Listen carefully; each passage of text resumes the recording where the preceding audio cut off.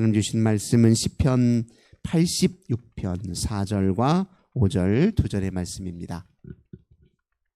시편 86편 4절과 5절 2절의 말씀입니다.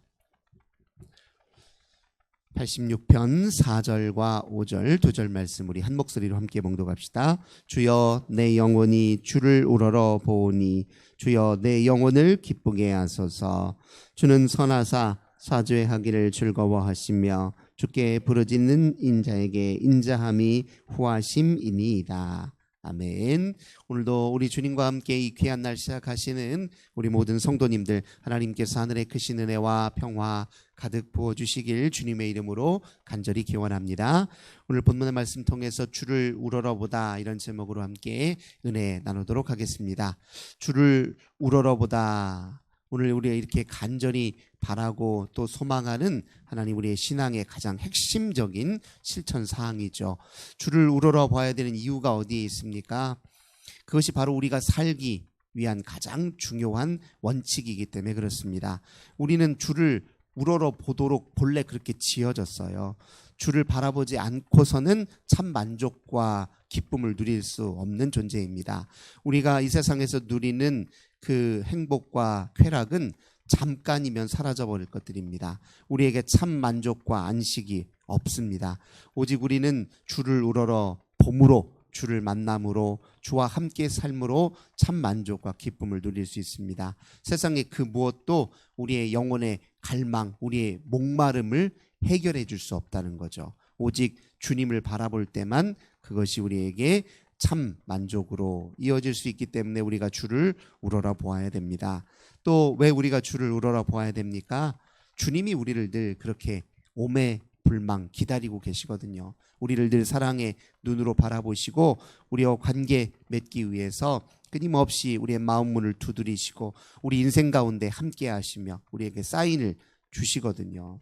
그래서 주님이 먼저 우리를 사랑하셨고 우리를 먼저 부르셨기 때문에 우리가 주를 우러러 보아야 합니다. 주를 우러러 보는데도 과정이 필요해요. 왜? 우리는 세상에 너무 매여 살고 있었고 우리의 마음은 하나님 아닌 것에 빼앗겨 있었기 때문에 주를 우러러 보는데도 과정이 필요합니다. 제일 첫 번째 중요한 건 무엇이냐? 1절 말씀 보니까 여호와여 나는 가난하고 궁핍하오니 주의 귀를 기울여 내게 응답하소서. 나의 가난함과 궁핍함을 먼저 자각해야 됩니다. 여기서 말하는 가난함과 궁핍함은 영적 곤궁함을 뜻해요. 영적으로 우리는 메말라 있고 곤궁하고 빈곤하다는 사실을 깨닫고 자각하는 사람들이 주를 우러러보는 여정을 시작합니다. 가진 것도 넉넉한 것 같고 이제 세상에서 이룬 것도 많은 것 같은데 왜 이렇게 내 인생이 허무하고 무의미하게 여겨질까? 마치 삶의 한쪽 귀퉁이에 텅 빈 구멍이 하나 나 있는 것처럼 왜 이렇게 허전할까? 이런 마음을 느껴질 때 우리는 그것을 이제 영적 곤궁함이라고 이야기합니다. 이 세상은 물질적으로 풍요하지만 영적으로는 빈곤하다 이렇게 진단을 내려도 좋을 것입니다. 이게 세상의 흐름이고 동시에 나 자신의 또 정직한 고백입니다. 영적으로 빈곤하다는 사실을 자각한 사람들은 영적 길에 들어서기 시작합니다. 인생의 진짜 목적은 무엇일까? 내 삶의 참된 의미는 어디에 있을까? 나는 어디에서 와서 어디로 가야 하는 것인가? 내 인생에서 내가 마지막까지 부여잡을 진정한 희망은 무엇일까? 이런 인간의 삶에서 우리가 부딪히는 이런 근원적인 질문에 답을 찾으려고 하는 마음이 있을 때 바로 이게 영적 빈곤함을 자각했다는 뜻입니다. 이럴 때 우리는 그제서야 주님을 우러러 보는 여정을 시작합니다. 우리 예수님께서 뭐라고 말씀하셨습니까? 심령이 가난한 자는 복이 있나니 천국이 저희 것입니다. 이렇게 말씀하셨죠.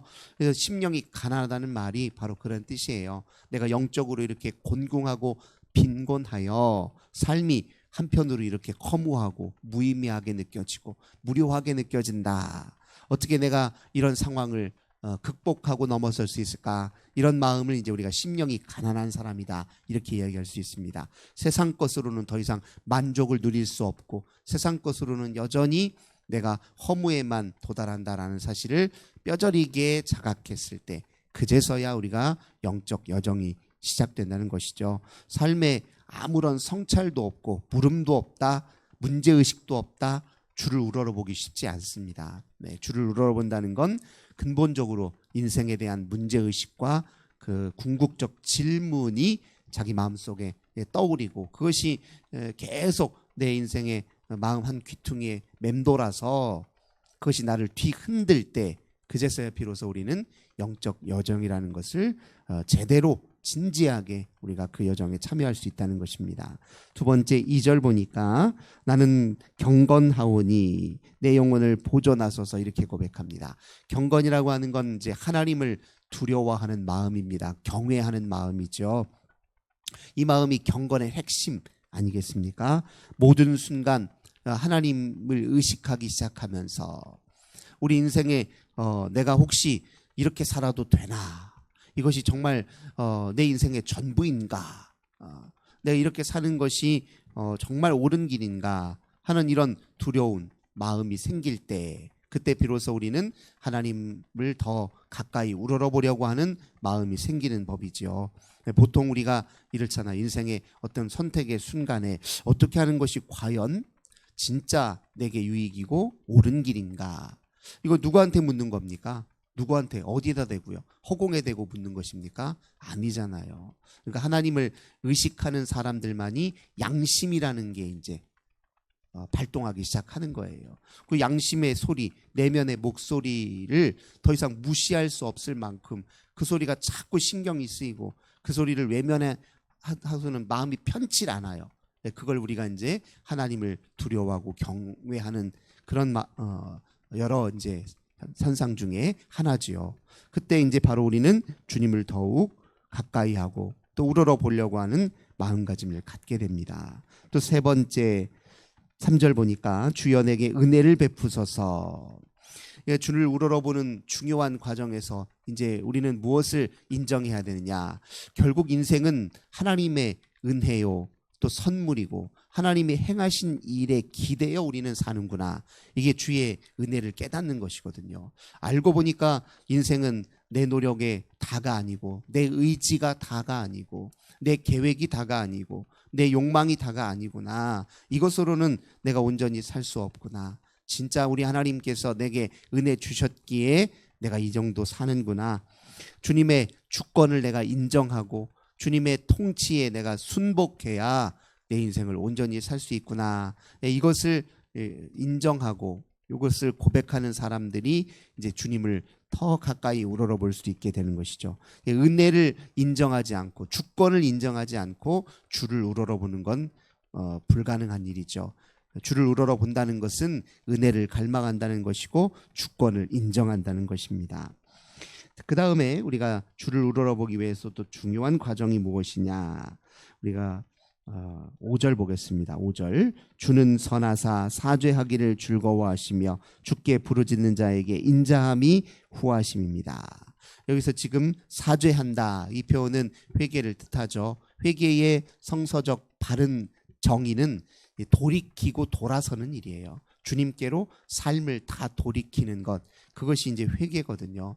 그러니까 주님을 우러러본다는 것은 내 삶의 모든 영역을 다 주님께로 맞추어 간다는 거예요. 하나하나 삶의 모든 영역을 질서 있게 하나님과 관계 속에서 바르게 정돈해 간다는 걸 뜻합니다. 주님과 함께 사는 삶이니 버릴 건 버리고 내려놓을 건 내려놓고 또 없앨 건 없애고 또 가져다 새로 들여다 놓아야 될 건 들여다 놓고 하면서 인생을 재정돈하는 끊임없는 과정, 하나님께로 돌이키는 끊임없는 과정이 이게 바로 이제 진정한 의미의 회개거든요. 주를 우러러본다는 것은 이런 지속적인 회개의 여정을 우리가 걷는다는 걸 의미합니다. 언어의 습관이 하나님과 관계에 있어서 문제가 된다 하면 내 언어 습관도 하나하나 교정해 나가는 거예요. 단번에 다 바꾸기 어렵다면 내가 꼭 해야 할 말들 또 주의를 기울여야 할 말들을 잘 분별해서 구별해 놓고 해야 될 말들은 더 그런 말을 하는데 힘쓰고 가려야 되는 말들은 침묵하는 데 힘쓰고 이게 전부 다 하나님께로 돌이키는 그런 과정이거든요. 내가 여태까지 미뤄두었던 영적인 일들, 하나님이 내게 주신 사명, 그 일에는 조금 더 시간과 에너지를 투자하고, 그리고 하지 말아야 될 것, 내게 무익한 것들은 좀 잘 구별해서 이거 안 하도록 나를 좀 잘 통제하고 다스리는 일에 힘쓰는 것. 이것도 지속적인 회개의 과정이잖아요. 그렇게 지속적인 돌이킴의 과정이 있어야 주를 우러러보는 것이다. 이렇게 이야기할 수 있습니다. 동시에 6절입니다. 여호와여 나의 기도에 귀를 기울이시고 내가 간구하는 소리를 들으소서. 영적으로 주님과 교제한다는 뜻이에요. 기도는 교제잖아요. 하나님과 시간을 함께 보내는 겁니다. 하나님과 인생을 같이 사는 거예요. 교제하는 일을 기뻐하고 즐거워해야 하나님을 우러러보는 것이다. 이렇게 이야기할 수 있죠. 또 11절입니다. 여호와여 주의 도를 내게 가르치시고 내가 주의 진리를 행하오리니 일심으로 주의 이름을 경외하게 하소서. 주의 도를 따르는 것이 주의 도, 우리가 주님을 우러러보는 길이지요. 주님의 도라고 하는 거 무엇입니까? 주님이 우리에게 보여주시고 일러주시는 것을 사모하고 그 일러주시는 대로 내가 뒤쫓아간다는 걸 뜻하죠. 우리 예수님이 나를 따르라 명하셨으니 주님 따르는 걸 기뻐하는 것, 그게 주님 우리에게 우러러보는 가장 중요한 길 아니겠습니까? 주님이 우리가 어떤 분이신지 가르쳐 주셨어요. 말씀으로 가르쳐 주셨고, 말씀이 육신이 되어 우리가 온데 오신 예수 그리스도를 통해 가르쳐 주셨죠. 그 도에 잘 우리가 서 있는 것, 그 길 위에 우리가 굳게 서 있는 것, 그것이 주님 우러러보는 길입니다. 주님 우리에게 진리를 가르쳐 주셨어요. 무엇이 참된 것인지, 무엇이 진실인지, 무엇이 우리 삶에 보다 가치 있는 일인지 가르쳐 주셨잖아요. 늘 진리 편에 서도록 마음과 몸과 힘을 다하는 것, 그게 또 주님을 우러러보는 일 아니겠습니까? 마지막입니다. 12절. 주 나의 하나님이여 내가 전심으로 주를 찬송하고 영원토록 주의 이름에 영광을 돌리오리니. 이 모든 궁극적인 우리가 주를 우러러보고 주를 우러러보기 위한 모든 여정의 끝에 무엇이 있느냐? 바로 하나님을 찬송하고 주의 영광을 돌리는 일입니다. 우리 인생의 가장 중요한 목적은 하나님을 영화롭게 하고 하나님을 영원히 즐거워하는 것이다. 웨스트민스터 신앙고백 제1번이잖아요. 그러니까 하나님을 영화롭게 한다는 건 하나님을 알고 또 그 알므로 말미암아 기뻐하고 또 그러므로 하나님을 더욱더 쫓아 살려고 하고 그 가운데 하나님을 찬송하고 그래서 하나님의 이름을 높여드리고 하나님의 살아계심을 만방에 알리는 것, 이게 결국 우리 인생의 가장 중요한 목적이거든요. 그래서 앞서서 했던 모든 신앙의 훈련과 여정은 결국 하나님을 찬송하고 온전히 하나님의 이름을 드러내는데 결국 궁극적 목적이 있습니다. 그래서 성경책의 마지막 책의 요한계시록인데요. 요한계시록의 가장 중요한 장은 무엇이에요?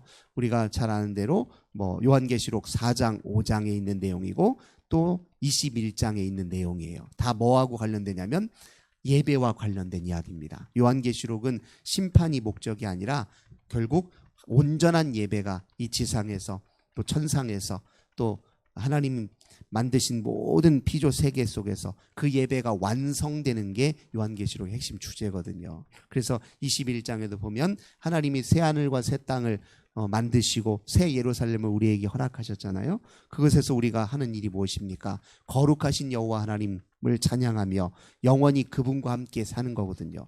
나는 하나님의 백성이 되고 하나님은 내 하나님이 되시며 하나님과 우리 사이에 끊임없이 그렇게 소통하고 관계가 깊어져서 우리의 찬송이 날마다 온 세계를 이렇게 감싸 안고 하나님의 영광과 하나님의 이름이 만방에 드러나는 것이 결국 마지막의 때에 완성될 일이다. 이렇게 요한계시록 노라하는 것처럼 결국 우리는 하나님의 이름을 드러내는데 하나님이 살아계시고 하나님이 만유의 주인이시다는 것을 만방에 드러내는데 우리의 마지막 인생의 여정의 종착역이 바로 거기에 있다는 것입니다. 그래서 주님을 우러러본다는 것은 우리의 찬송이 우리의 삶 전체를 좌우한다는 것을 의미하기도 합니다. 하나님을 찬양하기 위해서 하나님께 영광을 돌리기 위해서 먹고 마시고 일하는 거예요. 그러니까 모든 것을 다 주의 영광을 위해 하는 것, 이게 사실 주님을 우러러보는 가장 중요한 일입니다. 그러니까 모든 일에 앞서서 주님의 영광을 위하여, 주님의 영광을 위하여, 오직 주님의 영광을 위하여. 이 말이 그냥 말로만 나오는 것이 아니라 내 인생 전체를 들여서 이 말이 중심이 되는 것이죠. 그게 바로 우리가 주를 우러러보는 가장 높은 수준의 단계예요. 나는 하나님 없이는 없잖아요. 오직 주의 영광을 위하는 것이, 그것이 곧 나도 사는 길이고 나도 온전하는 길이고, 그게 곧 만유가 온전히 존재하는 길이라는 것을 인정하는 사람만이 모든 일에 항상 주의 영광을 위하여, 주의 영광을 위하여, 이게 그냥 나오는 것이거든요. 이제 우리가 거기까지 도달하기 위해서 날마다 나를 치고 십자가 앞에 우리가 가까이 가는 것입니다. 우리가 이런 분명한 영적 지향성을 가져야 돼요. 모든 면에서 나는 정말 주의 영광을 위하여 사는지, 난 주의 영광을 위하여 먹고 마시는지, 주의 영광을 위하여 일하고 수고하는지, 주의 영광을 위하여 날마다 사는지, 오늘도 이렇게 주 앞에 우리 자신을 점검하셔서 주를 우러러보는데 참 기쁨이 있다, 이 고백한 시편의 이 기자의 고백처럼 주를 온전히 우러러보는 저 우리 모든 성도님들 되시길 주님의 이름으로 간절히 기원합니다. 좋으신 주님 감사합니다. 주를 우러러보도록 우리를 지으셨는데 우리는 무엇에 마음을 빼앗겨 무엇에 하나님 삶을 들여 살아가고 있습니까? 주님을 우러러보기 원합니다. 마지막 주님의 영광을 위하여 내가 삽니다, 이런 고백에, 진실한 고백에 이를 때까지 늘 영적 빈곤함을 끊임없이 한탄하며 주의 놀라우신 은혜 앞에 우리 자신을 늘 드러내며 우리 하나님 앞에 돌이키는 여정에 기꺼이 참여하는 저희들 되게 하옵소서. 주 예수님의 이름으로 간절히 기도드립니다. 아멘. 오늘도 우리 환우들을 위해서, 가정의 자녀들을 위해서, 교회와 나라와 민족을 위해 기도합시다. 하나님 감사합니다. 오늘도 주님을 의지합니다. 주를 바라봅니다. 연약한 심령들 우리 주님 성령께서 함께 하시되